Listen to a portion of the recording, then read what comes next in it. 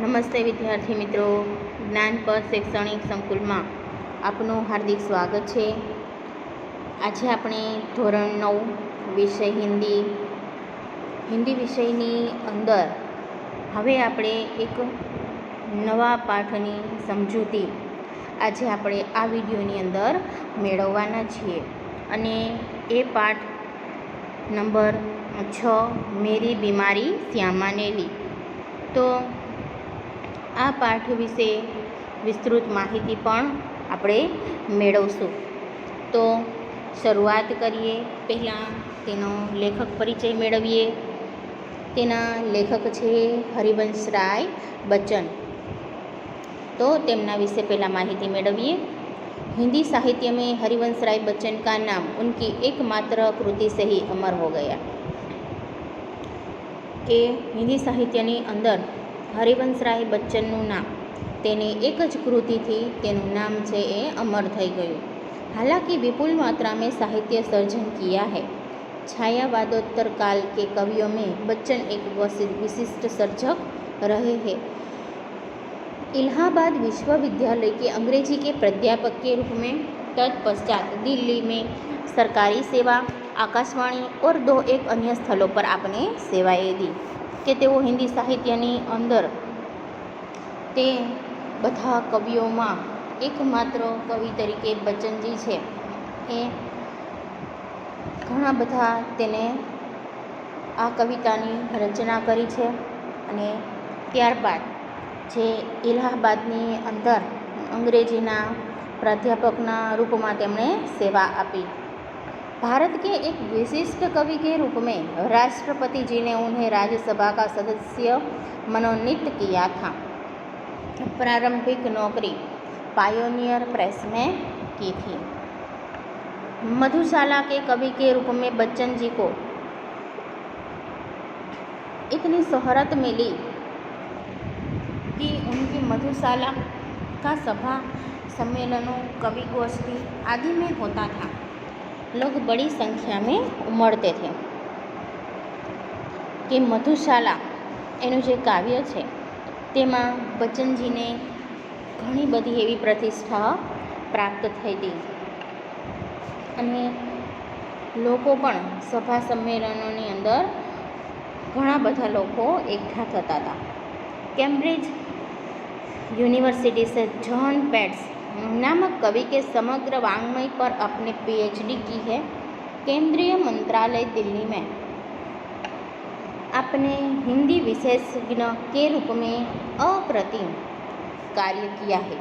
आपको कई पुरस्कार जैसे सोवियत लैंड पुरस्कार, साहित्य अकादमी पुरस्कार और पद्म विभूषण आदि पदवी प्राप्त हुई है. तीर पर कैसे रुकूं मैं आज, लहरों का निमंत्रण और इस पार प्रिय तुम हो, मधु है उस पार न जाने क्या होगा जैसी काव्य पंक्तियाँ आज भी लोगों की जबान पर है. કે આ બધી તેમની કાવ્ય પંક્તિઓ ખૂબ જ પ્રખ્યાત છે.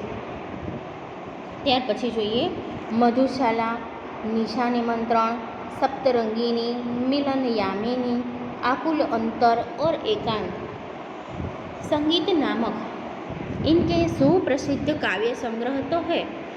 तो क्या भूलूं, क्या याद करूं, नीड का निर्माण फिर, बसेरे से दूर और 10 द्वार से सोपान तक, शीर्षक से 4 खंडों में लिखी आपकी आत्मकथा है. કે આ બધી તેમની આત્મકથા છે. મેરી બીમારી શ્યામા ને લી આત્મકથાંશ છે, એટલે કે તે આત્મકથાનો જ એક અંશ છે.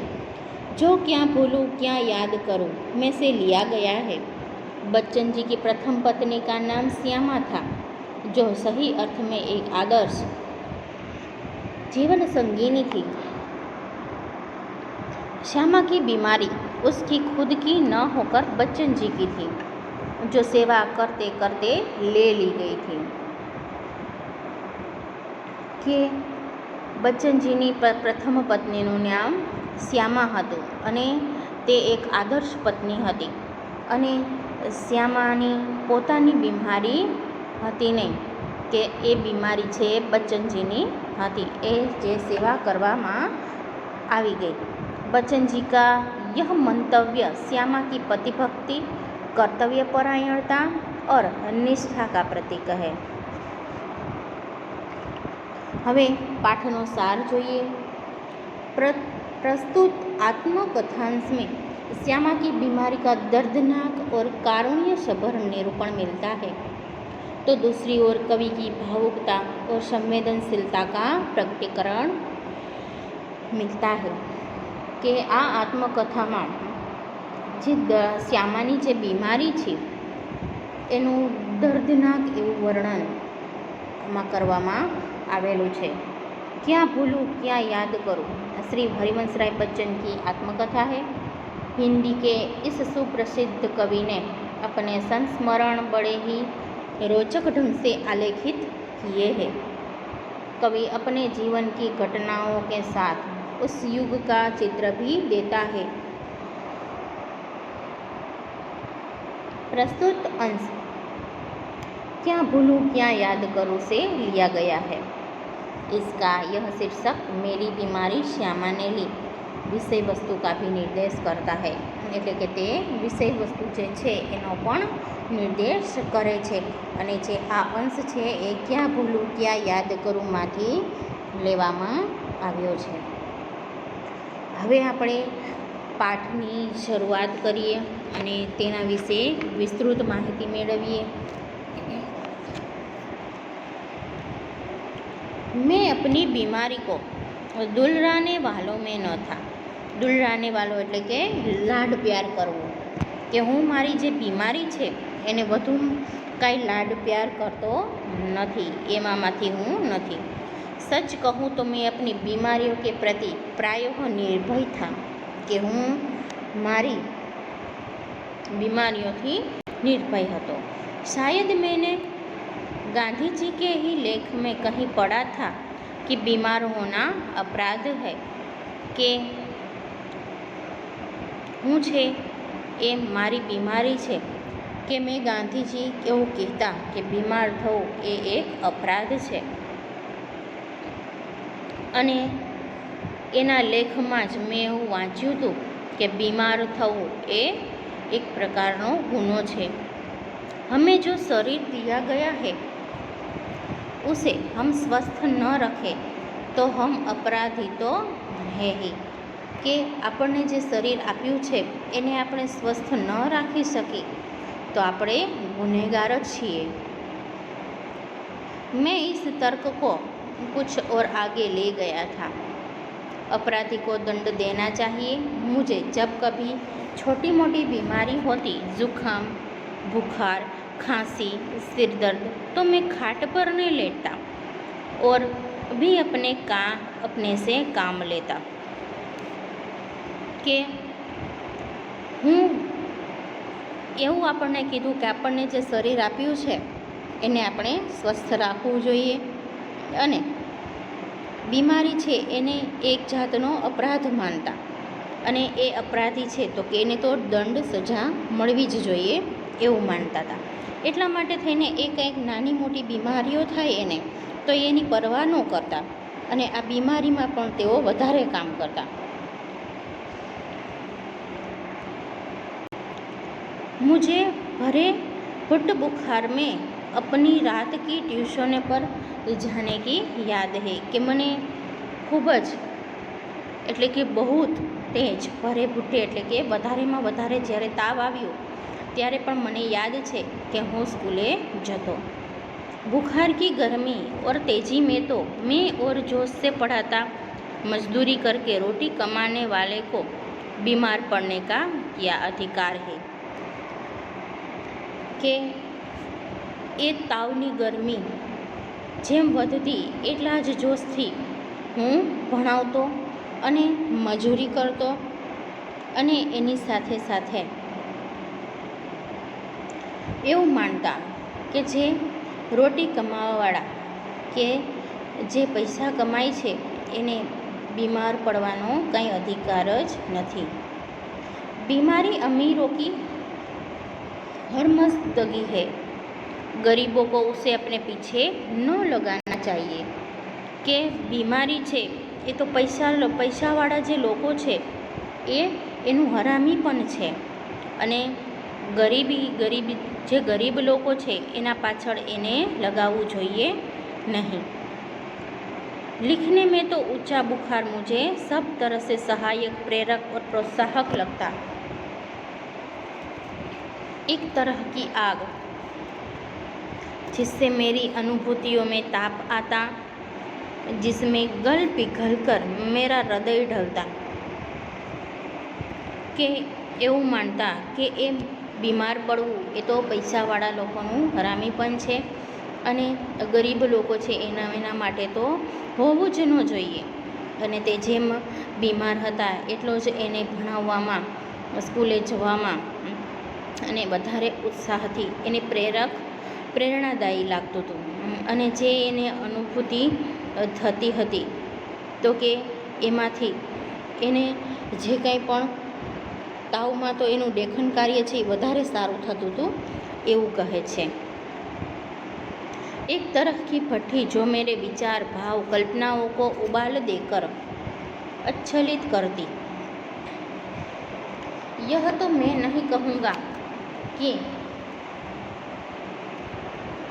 बुखार में मैं अदबदा कर लिखता था, એટલે કે મને જ્યારે તાવ આવતો ત્યારે હું એમ કે જબરદસ્તીથી લખતો હતો એવું નથી, पर अगर मैं लिखना चाहता था तो बुखार मेरे लिए कोई बाधा नहीं बन सकता था कि હું જો લખવા કંઈ માંગતો હતો, લેખન કાર્ય હું કરાવવા માંગતો હતો તો હું એવું નથી માનતો કે એ મારા કામમાં કોઈ વિઘ્નરૂપ બની શકે। हल्के बुखार में तो मेरे सब काम हस्ब मामूल होते रहते थे કે સામાન્ય એવા તાવમાં તો મારા બધા જ કામ એ નીતિ નિયમ અનુસાર રહેતા હતા। हस्ब मामूल એટલે કે नीति नियम अनुसार બધા रहता था। कोई मेरा बदन छूकर कभी कहता था कि तुम्हें तो बुखार है तो मैं पट से जवाब देता था कि हाँ बुखार है, और मैं भी बदन छूकर कभी कहता था कि तुम्हें तो बुखार है કે મને કોઈ ક્યારેક બધાય મારું શરીરને અડીને મને એવું કહેતા હતા કે તમને તો તાવ છે, ત્યારે હું પણ જવાબ આપી દેતો કે હા મને તાવ છે અને હું પણ અહીંયા જ છું, એવી રીતે હું જવાબ આપતો। शायद किपलिंग ने अपनी आत्मकथा में लिखा है कि कभी कभी उसे बुखार में भी काम न करना पड़ता था, और जब वह बुखार में होता था और अच्छी कहानियाँ लिखता था, बुखार में कम लिखने की मुझे याद नहीं वह कैसा बन पड़ा, इसका निर्णय मैं न देना चाहूँगा। કે કિપલિંગના ઉદાહરણ દ્વારા તે કહે છે કે અંગ્રેજીના જે સુપ્રસિદ્ધ સાહિત્યકાર છે એની અનેક સારી વાર્તાઓ છે એને તાવની હાલતમાં જેમ કે લખી છે અને એવું કહે છે કે बुखार में कम लिखने की मुझे याद नहीं वह कैसा बन पड़ा, इसका निर्णय मैं न देना चाहूँगा કે ત્યારે મેં લેખન કાર્ય ઓછું કર્યું હોય એવું મને લાગતું નથી। प्रसंगवश मुझे याद आ गया कि अपनी 2 चट्टाने की 2 सबसे बड़ी कविताएं सांद्र के नोबेल पुरस्कार ठुकरा देने पर और 2 चट्टान अथवा सिसिफस बरखस हनुमान मैंने प्लूरसी में पड़े पड़े लिखी थी। કે બચ્ચનજી એવું કહે છે કે પણ 2 ચટ્ટાને એમની રચનાઓ છે એ પ્લુરસીની બીમારીમાં લખી હતી અને તે એવું કહે છે बहरहाल जब मैं अपनी जवानी पर था बीमारी मुझे पराजित न करती थी, मैं ही अपनी जिद से बीमारी को पराजित कर देता था। कि आज हालत में मारी आ बधी कहानी में लखी थी कि त्यारे आ कोईपण जातनी बीमारी छे मने पराजित करी शके तेम न हती, कि हूँ ज मारी जिदथी आ बीमारी ने पराजित करी देतो तो। बुखार सुखार आखिर कितने दिन चलता। विश्राम तिवारी कहा करते थे मार के पीछे भूत भागे, मैंने अपने प्रयोग से सिद्ध किया था, काम के पीछे बुखार भागे. કે એવું ઉદાહરણ આપે છે કે મારથી ભૂત ભાગે કે ન ભાગે, પણ મારા કામથી આ તાવ છે મને અવશ્ય ભાગી જાય છે. यह बुखार मामूली न था, इसका संबंध उस तूफान से था जो पिछले 9 महीनों से मुझे झकझोर कर रहा था और जो शांत होने से पूर्व सबसे अधिक विध्वंसक झटका मुझको दे गया था. કે આ તાવ છે એ કંઈ મામૂલી તાવ હતો નહીં, કે એનો સંબંધ તોફાન હારે હતો, કે 9 મહિના સુધી થઈને એને આ તાવે છે એ હલાવી દીધા હતા અને ખૂબ જ એવો ભયંકર ઝટકો તેમને આપ્યો હતો. स्कूल बंद था, ट्यूशनों पर मैं जाता था, उनकी आमदनी की मुझे ज़रूरत थी.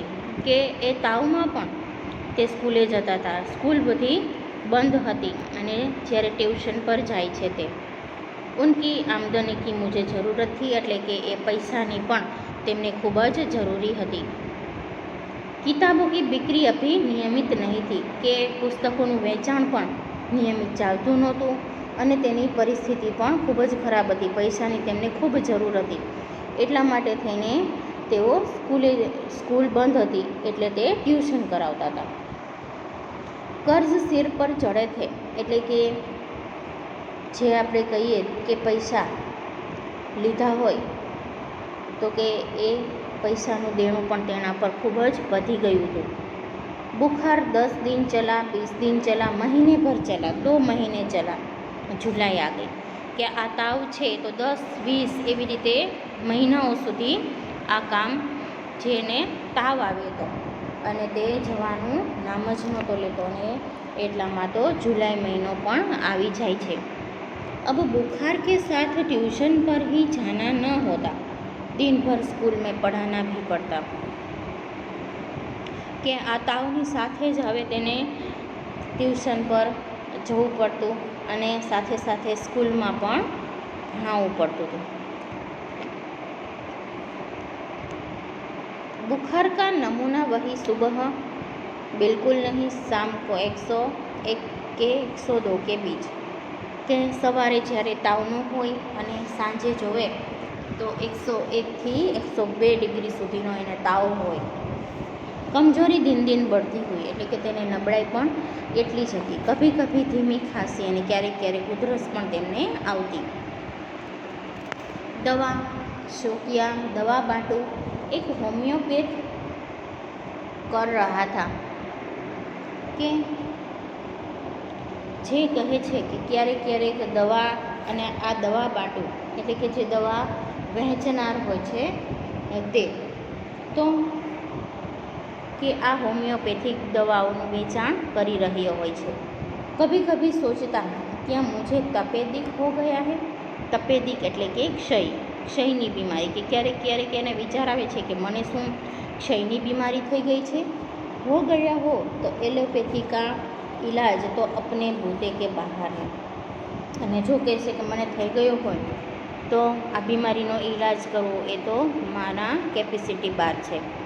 क्या उस समय मेरी जीवा पर सरस्वती बैठी थी जब मैंने कहा था कि श्यामा का बुखार मैं लेने जा रहा हूँ, बैठी हो तो कितना अच्छा है. કે શ્યામા જ્યારે બીમાર હતી ત્યારે બચનજી સ્વસ્થ નહોતા અને તાવ તો છે એના મહિનાથી પીછો જ નહોતો છોડતો અને ત્યારે એ એવું કહે છે કે મારી જીભ ઉપર શું સરસ્વતી બેઠી હતી કે જ્યારે તેમણે કહ્યું કે શ્યામાનો ત્યાં તાવ છે એ હું લઈ રહ્યો છું, એ વાત સાચી પડી.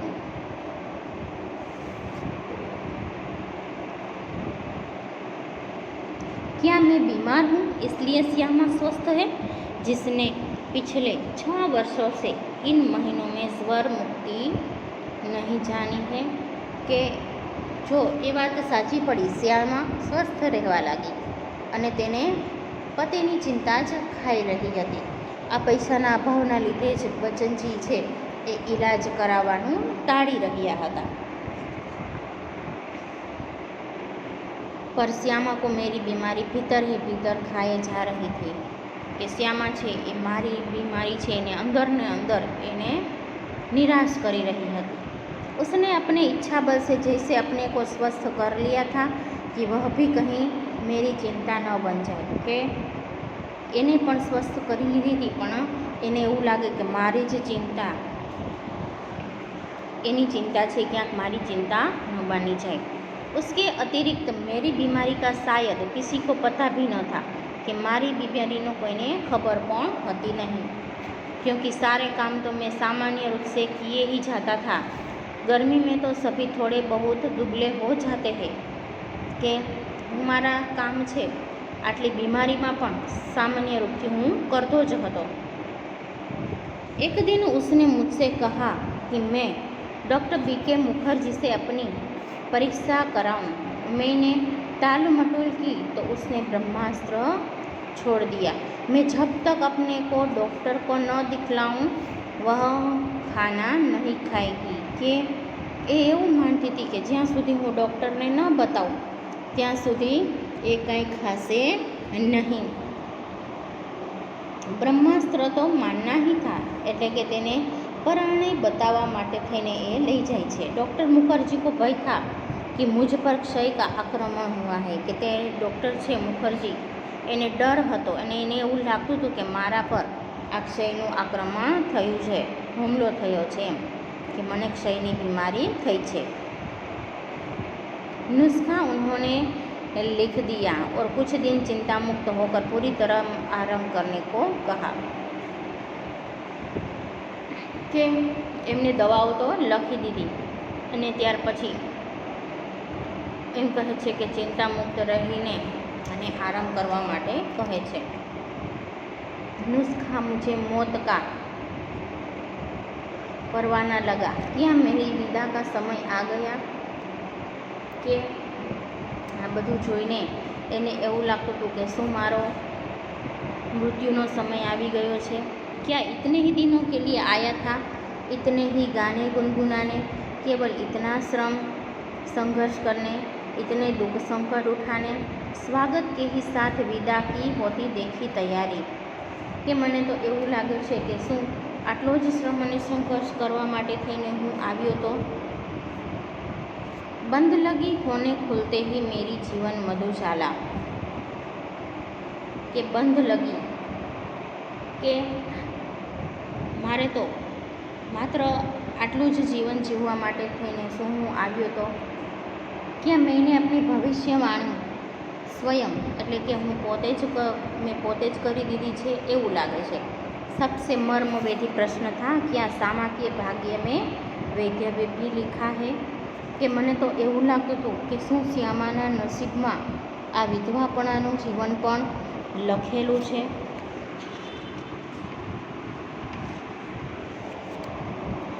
આજ આપણે આ વિડીયોની અંદર અહીંયા સુધી રાખીએ અને ત્યાર પછીના વિડીયોમાં આપણે આ પાઠની શરૂઆત આ પેરેગ્રાફથી કરશું અને ત્યાર પછી વિસ્તૃત સમજૂતી મેળવીશું। અસ્તુ।